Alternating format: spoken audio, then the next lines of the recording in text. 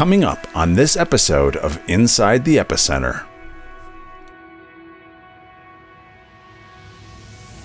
Israel's not a perfect country. Most people in Israel don't know Jesus, don't love Jesus. Why does God love this country so much? What is his plan? What is his purpose? What's our role? What does the Bible say? A recent poll finds that half of all Americans believe that the mainstream media is unfair, dishonest, and biased against Israel. And it's certainly been an interesting summer with President Biden's visit to the region and the rocket war. Hi, I'm Carl Moeller, the Executive Director of the Joshua Fund, a ministry dedicated to blessing Israel and her neighbors in the name of Jesus. And welcome to this special edition of Inside the Epicenter with Joel Rosenberg, a podcast of the Joshua Fund. Today we're talking with Joel Rosenberg in Jerusalem to give us some insight into this recent poll. Joel, welcome. Glad you're here. Great to be with you, Carl, and greetings from Jerusalem, from the Epicenter. It has been a very interesting summer, and I think all of us have to ask, do you trust the mainstream media to explain to you exactly what's really happening in the Middle East, in Israel, and to analyze it from an honest and fair and balanced perspective? I'm not sure everybody, even in our audience, thinks that's the case. One of the reasons we do this podcast. Yeah, exactly. And I want to set that up a little bit because, we're coming up here on another anniversary of the 9/11 attacks. And we have certainly grown past sort of knee-jerk responses to the region. But the biggest question is going to be, how do we know and who tells us the truth about what's really going on inside the region? We've had now more than 20 years of turbulence from an American perspective in the Middle East. And yet I think this poll that we're going to discuss today describes how low the assessment of the news media, the mainstream news media, has been. How can we even know what the truth is if we don't trust the media that's telling us that? Yeah, no, I agree. And I look forward to getting into the specific numbers of the poll. We did the poll for our news services that I started actually 2 years ago. September 1st, this week, is the 2-year anniversary of the launch of All Israel News at allisrael.com and All Arab News, which is our sister site, and they're linked and they're connected at allarab.news. So these are the websites for 2 years. What we've been trying to do is help cover what's happening in Israel and the region from a fair, honest, balanced perspective, but also with an evangelical worldview. That doesn't mean that every article is going to mention Jesus or a Bible verse or even be about Christian topics, but a lot of material does cover stories that Christians are uniquely interested in what's happening here in Israel and in the Arab and Muslim world. But even covering every other story, but doing it that's honest, that evangelical Christians or Christians of other theological persuasions or Jews or Muslims or others can trust. This issue of trust is, we say trust is the coin of the realm, right? But the problem is so many people don't trust what they're hearing from the mainstream media, from the corporate media.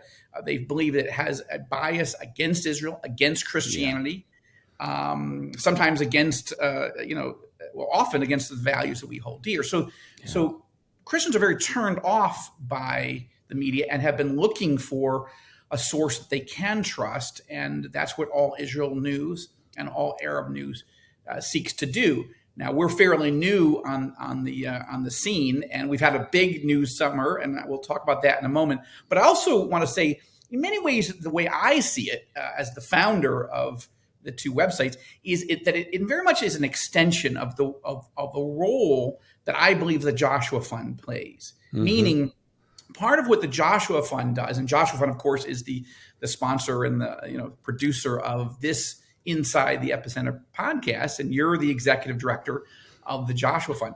Yes, the Joshua Fund is a ministry to provide humanitarian relief to the poor and needy, widows, and orphans, and other in distress in Israel, in the region.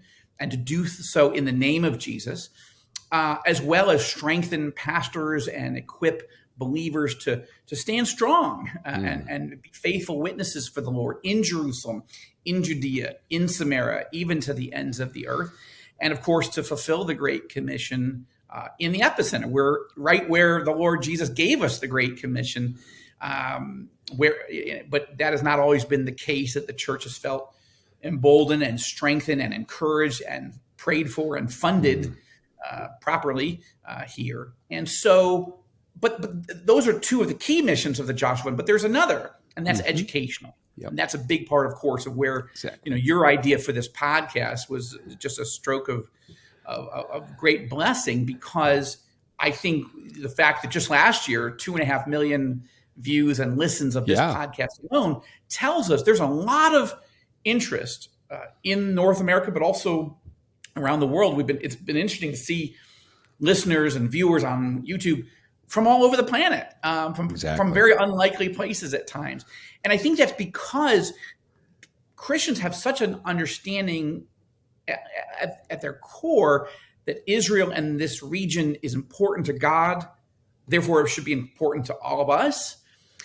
But again, where they can find trustworthy information about not only what is happening, but why it matters, how to pray about it,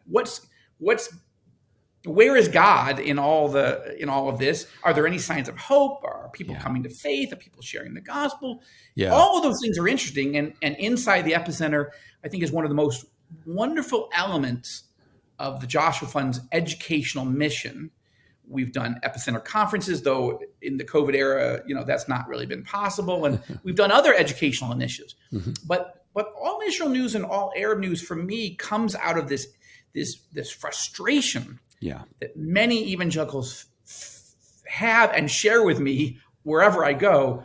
Who do you read, Joel? What do you trust? Because I love Israel, but I just don't know. I don't trust the New York Times. I don't trust CNN. I don't trust BBC or whatever.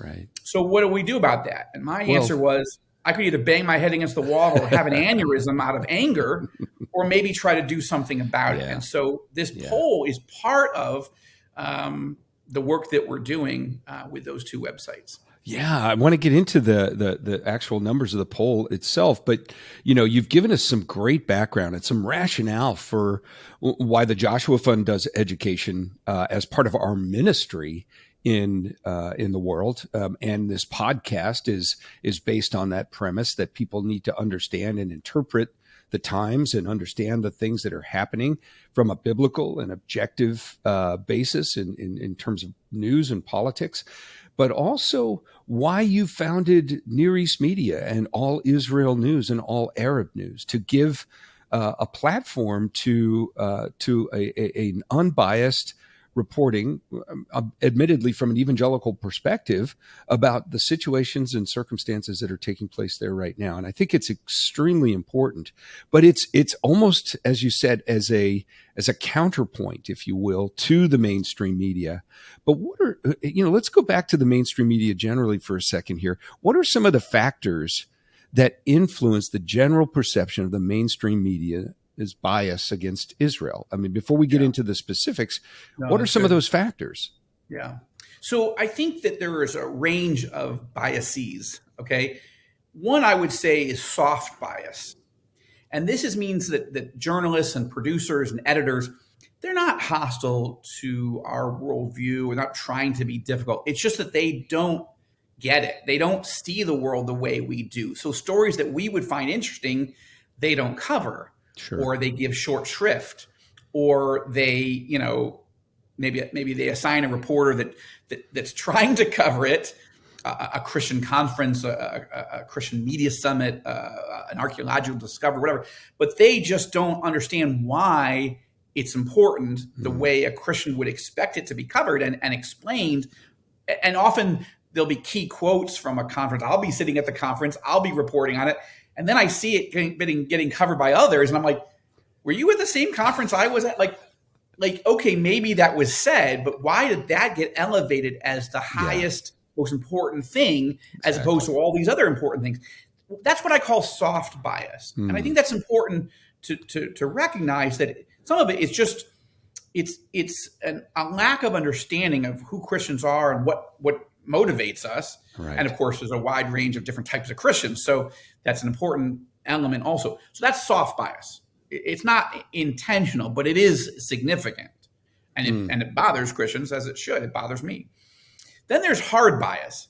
That's when an editor, a producer, a reporter, they know exactly what they're doing. They don't like us, and they make it super clear, right? I saw, I was in the States meeting, of course, with you and our board of the Joshua Fund this summer, and other donors and evangelical leaders, and I was just reading the coverage of the Roe v. Wade decision. Yeah, exactly. And you know that there are reporters that hate that decision, and they are actively writing, even if it's supposedly journalism and not a column, not an opinion piece, but they're just writing with such antipathy because they believe that everyone that's reading their story shares their perspective. And so they don't even see it. I mean, they do see it as bias, but it doesn't bother them. Yeah. Right. And that bothers me. And I would use this analogy, and I use this in our newsroom. I said, listen, when I'm watching an NFL football game, which hasn't been much, one, because I live overseas, and two, because I'm bothered by the wokeness in the NFL. But let's just for the purpose of discussion, I grew up loving watching, a Pittsburgh good Sunday Steelers. game or there you Monday go. night game. Right. Right? Yeah, and my wife's family originally is from Pittsburgh, so we're big Steelers fans. So, okay, if I'm watching a Monday night football game or on ESPN or whatever, Fox on the afternoon or CBS, I don't want to hear the guys in the booth act like they hate the Pittsburgh Steelers and want them to all burn in hell. Right. That's hard bias, right? Like, now I expect them to, if Coach Tomlin, mixing my Christian music with the Steelers. If Coach Tomlin makes a stupid call or play or whatever, okay, call him out on it, right? Say that was ridiculous. What was he thinking? And look, I don't mind criticism of a play, of a call, of this, but I don't want to believe that the guys in the booth that are announcing the game hate my team. Yeah. That's hard bias. And when it comes to evangelical Christianity, I believe that the guys in the booth, the men and women who are covering us, often they hate us. Yeah. And it comes through. I remember a Washington Post article when I was just my first job in Washington, and they literally, it was a news story, and they called evangelical Christians poor, stupid, and easily led. Wow.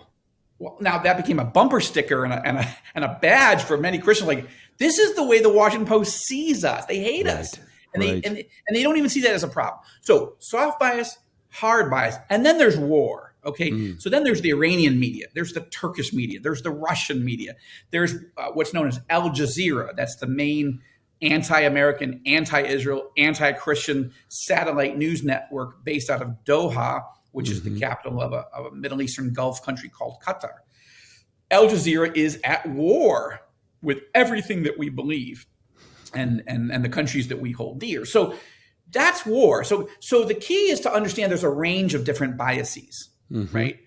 And that's the motivation is that you either don't get it, or you hate it, or you want to annihilate it. And that's an important, I think, analysis for people to understand where that's coming from. And I would just make one quick other note, and that is, when we started All Israel News and All Arab News, and you mentioned that we have an umbrella organization, a nonprofit based in the United States called Near East Media. So when that comes up, that's the overseeing nonprofit that runs All Israel News and runs All Arab News. When we started, one of my colleagues said, in many ways, the modern mainstream corporate establishment media has become Goliath. And we see, the army of Israel in that story paralyzed, like scared, angry, but doing nothing about it because because Goliath is 9 feet tall, and what can I do? The guy's a giant. And that's the way the corporate media, the mainstream media act. They are the giant, and we are all idiots and losers and peons, and there's nothing you can do about it. Yeah. And so you either accept that, as David's brothers and everybody else did, or you say, listen, you're coming against us. You're coming against not us. You're coming against us.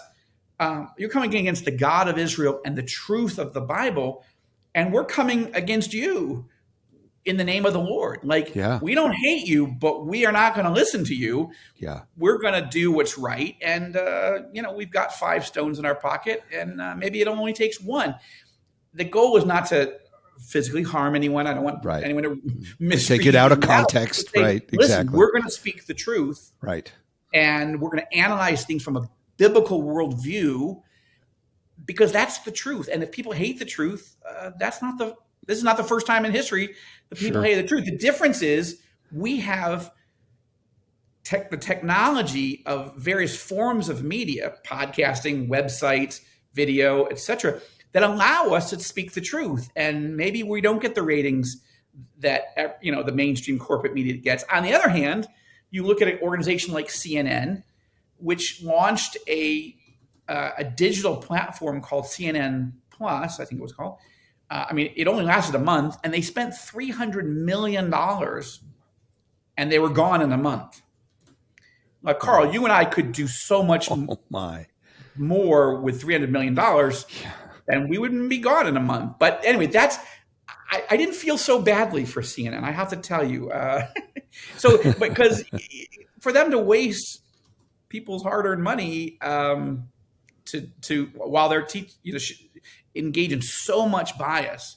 Yeah. Why didn't people pay attention? Because they don't trust CNN. CNN's motto is the most trusted name in news. Apparently not. Apparently not. The marketplace sends the message. No, you're not the most trusted name. And so that's the thing. Yeah. We as Christians need to not cower. We need to not fear. If we see everybody paralyzed, we say, all right, well, Lord, what role can we play? And I think the podcast is a key element. I think all Israel news and all Arab news is another part of that. And and on the other side of the break, I have some big news I want to share in a moment about another way that we can get the truth out. Well, I was going to say, this is very exciting. And I think that there are some remarkable things in this poll that we want our listeners to know and what we can do about it. So after the break, we'll come back. Our verse for the day is found in John 8:32. And you will know the truth, and the truth will set you free. And our prayer requests today are for the nation of Israel to be at peace, secure, and unhindered by the negative press about them. And also to pray that many in the USA will bypass the lies of mainstream media and learn the truth about Israel. Joel, we're back, and I want to get your opinion on actually some of the shocking statistics from this poll that we've just conducted. Almost 60% of evangelicals think that the media is biased about the coverage of Israel. Does that number surprise you? In what way? No, if anything, it feels a little low based on my reaction to people. But guys, again, you have a large swath of evangelical Christians who are, maybe not so focused on every nuance of Israel and the media, so it may not bother them as much. I think what you're seeing is 60% of evangelicals. What that number is coalesces pretty closely to the number of Christians that are really focused on Israel, and so the media bias against Israel, stands out. And of course, this has been a summer of a lot of coverage about Israel in many ways over the last few years, as you and I have been talking in this podcast over the time we've done it. There's not been a lot of media attention, U.S. or even attention around the world towards Israel because of COVID. It forced people to look at inside what's happening in their country, right, and of course in the United States and as elsewhere, not just health issues and vaccine debates and mask debates, but also closed churches and economic suffering and physical suffering. 6 million people dying over the last couple of years from COVID.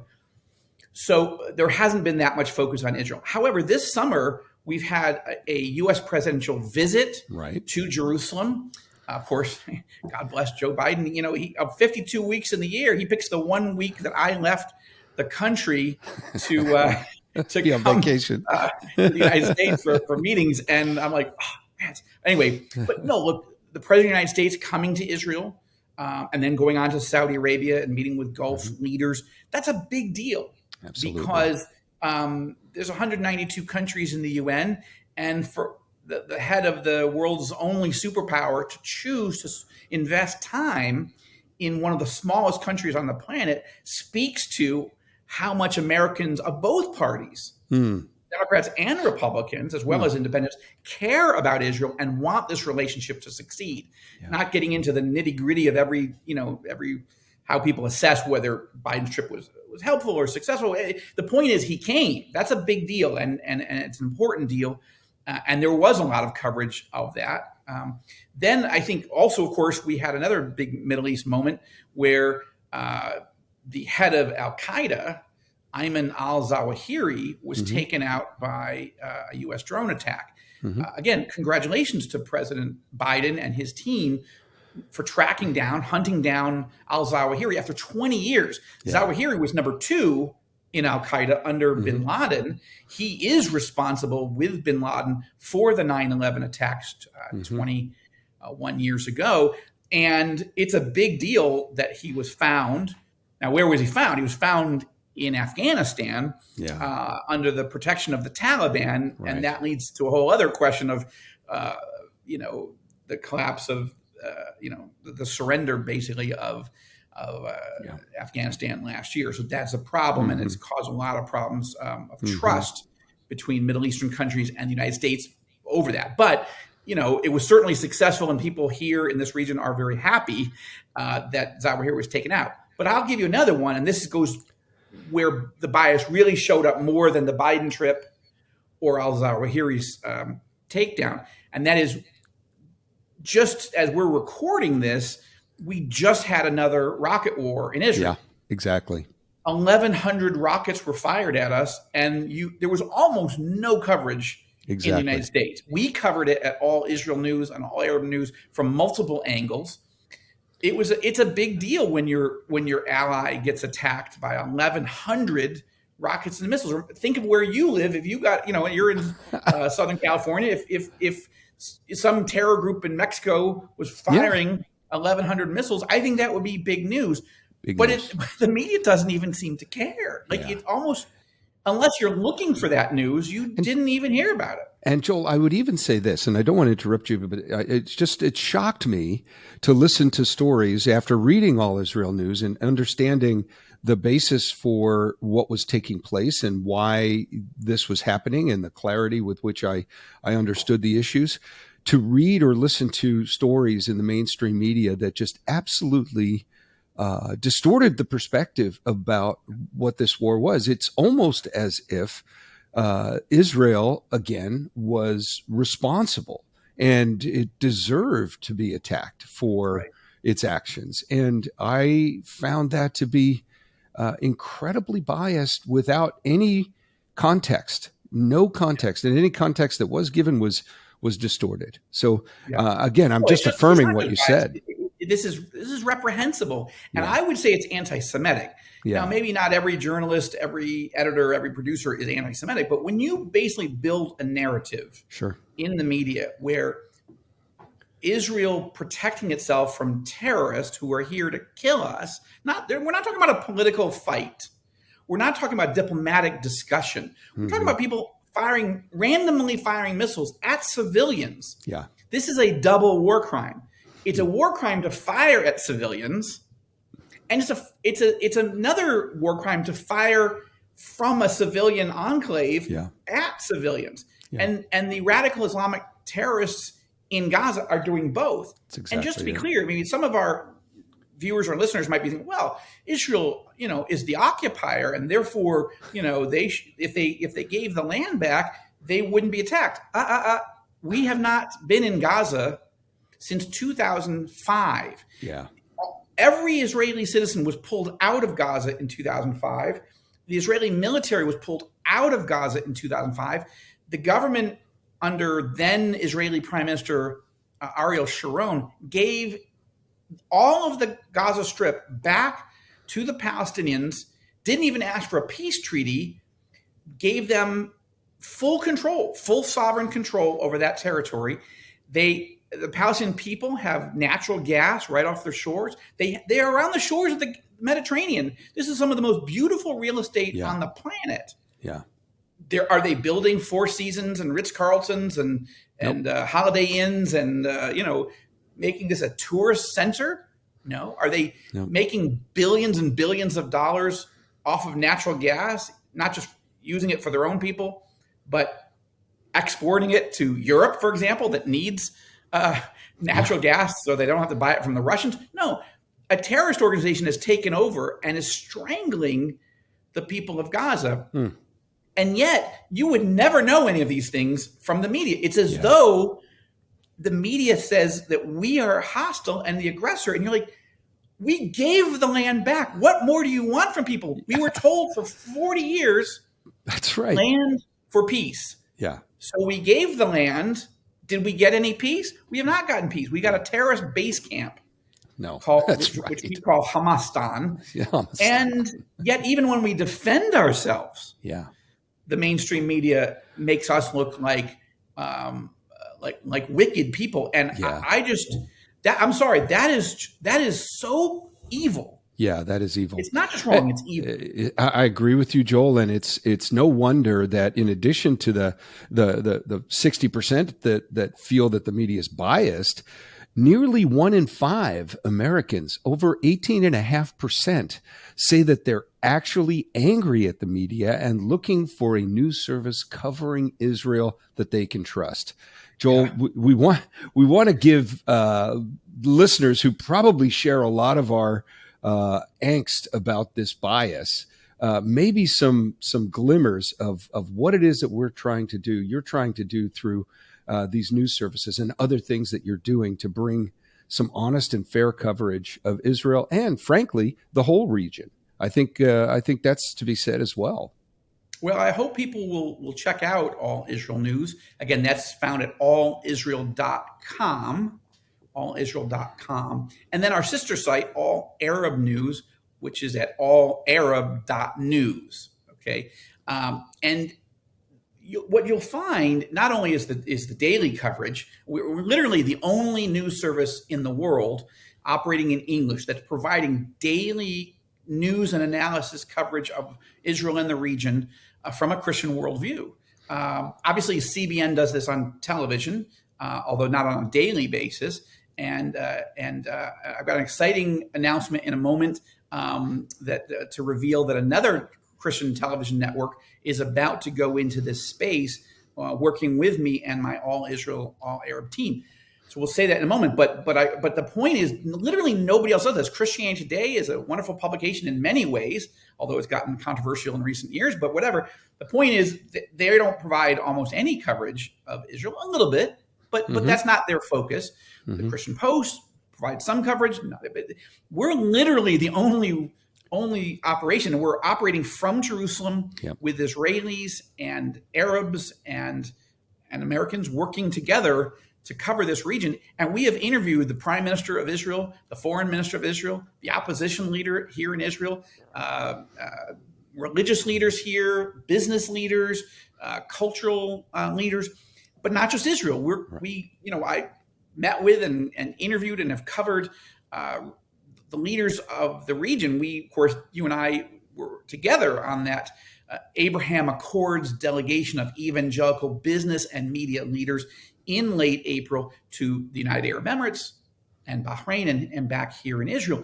That's like, there's no other news service that's getting that access to those types of leaders in English from a Christian worldview.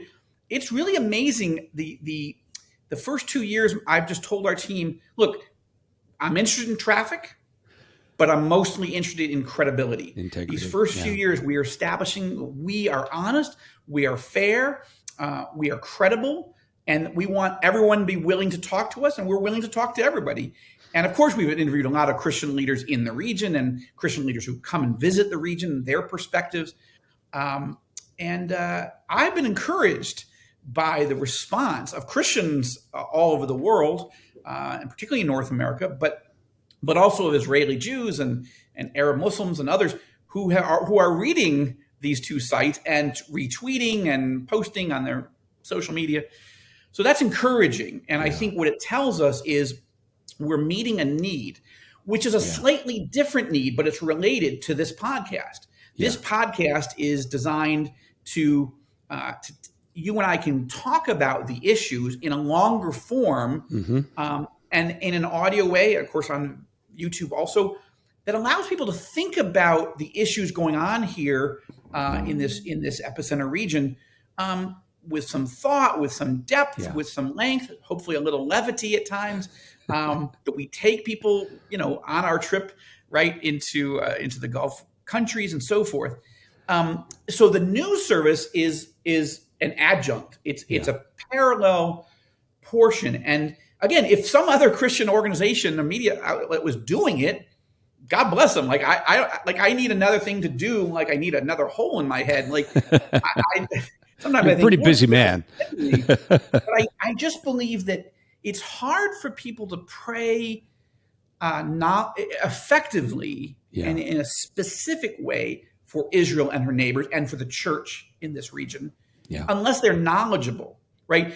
One of the great themes, the messages of the Joshua Fund is learn, pray, give, and go. Yes. That you're more likely to pray more effectively and give financially and even come to the region to visit and to see how else I can help if you are learning about what's happening. And yes, learning scripturally. And I would say if you say, where does the Venn diagram overlap between the Joshua Fund and All Israel and All Arab News? You'd say, well, what this podcast is a little bit more on the church side, a little bit more on the theological side, a little bit more on what is the scripture saying about these things. Interpretation. Yeah. And helping give context for that in this unique format of a podcast, which is very popular and very effective. And I just love them because I can listen to this one and others when I'm shaving, when I'm driving, when I'm flying. But All Israel, All Arab News does some of that, but also covers things that you also need to know if you're going to have a full understanding, or at least a deeper understanding of what the enemy and of God, an enemy of the church, is doing, as well as what God is doing in the region, and getting to know some of the players. Who is the Prime Minister of Israel? How can we pray for him and his family? Who is the King of Jordan and the Crown Prince of Saudi Arabia? That's not exactly the role of the Joshua Fund per se, right? But the combination, again, I would say, is a Venn diagram that I love working together on these things. Well, it's absolutely foundational. And I think, what the Joshua Fund and our work to educate evangelicals around the world on these issues, why it's so important is really to the core of why this bias issue is important, because many evangelicals don't even understand the centrality of Israel in the great plan of God. Maybe you could comment on that and why getting it right about Israel is so important for evangelical Christians around the world.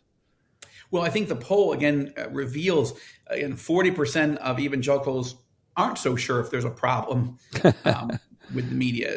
To me, that is a problem, but it reflects a deeper issue, and that issue is there are two issues here. First, yes, you and I believe, and what we're teaching from the scriptures is that God has a special place in his heart for Israel. He loves all nations, right? For God so loved the world, John 3:16. But he doesn't call every nation his own, right? Israel he calls his own. Jerusalem he calls the city of the great king. He says over and over again that Jerusalem is his city. He has chosen it. He calls Israel the apple of his eye. Yeah. We discussed that a few weeks ago on a previous podcast, but the apple of the eye, that's your pupil. No, you don't want anybody coming even if you see a speck in your brother's eye or sister's eye, people are like, hey, back off, buddy. I don't want you poking in my eye. And God is saying, I love Israel so much that it's like the center of the way I see the world. once you understand that biblically, then you begin to say, okay, Israel's not a perfect country. Most people in Israel don't know Jesus, don't love Jesus. Why does God love this country so much? What is his plan? What is his purpose? What's our role? What does the Bible say? So that's the most important thing for many Christians. It's to really understand that better. But there's the other side, and I would say I've got many evangelical friends who they just don't get this. They will tell me directly, nicely, but directly, I don't see current Israel as biblically significant. I don't see it connected to the prophecies, whatever. That's what some Christian leaders say to me, leaders as well as lay people. Okay, I disagree with them, but it's still a nation. So then the question is, well, if God loves all nations, what is happening in Israel and the Jewish people? Because it is a unique story, right? There hasn't been a Holocaust against every people. Right. There have been genocides, but never an effort to literally annihilate the entire people group. And not just once, not just in the Holocaust in the 40s, but all throughout the Bible and all throughout history, there have been evil, wicked leaders trying to literally kill every Jew on the planet. Yeah. So Israel and the Jewish people are a unique story in history. Even if you don't connect it to current events, to modern or to biblical prophecy, as I do, as you do, but even if you don't, it's still an important country. Absolutely. And if you say, well, okay, I get, Joe Biden thinks it's important. That's why the president came. Yeah. President Trump thought it was important. That's why he came. They're not going to every country in the world. They're making choices of the countries that they believe are the most important to the United States or to the world. So anyway, for all those reasons, it's important to understand. And I think that what I love about you, Carl, and I love the mission of the Joshua Fund is because we are saying, listen, we get that a lot of Christians don't see this yet, but our job is to help them understand it. And in the meantime, there's lots of other elements, like there are poor and needy in Israel. There are widows and orphans in Israel. And there are needy people among the Palestinians. And there are oppressed Muslims. And there are oppressed Jews. And these are all important stories for the church to love, care for, show compassion to. And then, of course, ultimately, there's the gospel mission, which is for all people. Yeah. And even my friends, Christian leaders who they just don't see Israel as biblically significant, I'm like, okay, but it's still a country that one of the countries that has to be reached with the gospel, right? Doesn't every Jew and Arab and other in this land at least have to hear the good news? And they'll usually say, yeah, that's true. Okay, so then at a baseline, Well, I am so excited in this last segment to turn to you and say, Joel, what else can we do? We know about All Israel and All Arab News. What else? We know about the Joshua Fund. What else can we do to help tell the story of what's really happening in the epicenter? Well, I have some exciting news on that front. So I knew you did. Yeah. So on October 6th, TBN, the world's largest Christian television network, has asked me to launch a television show in prime time in the United States, and it'll be shown around the world as well. But a weekly show every Thursday night, October 6th will be the launch date, and we'll get the time soon.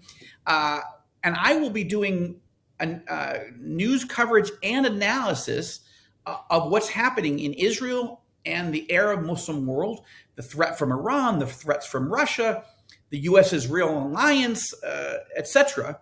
I'll also be analyzing other trend lines that from a biblical worldview. The program will be called the Rosenberg Report. We'll have a website soon where you can literally sign up for an email to get the latest on the program.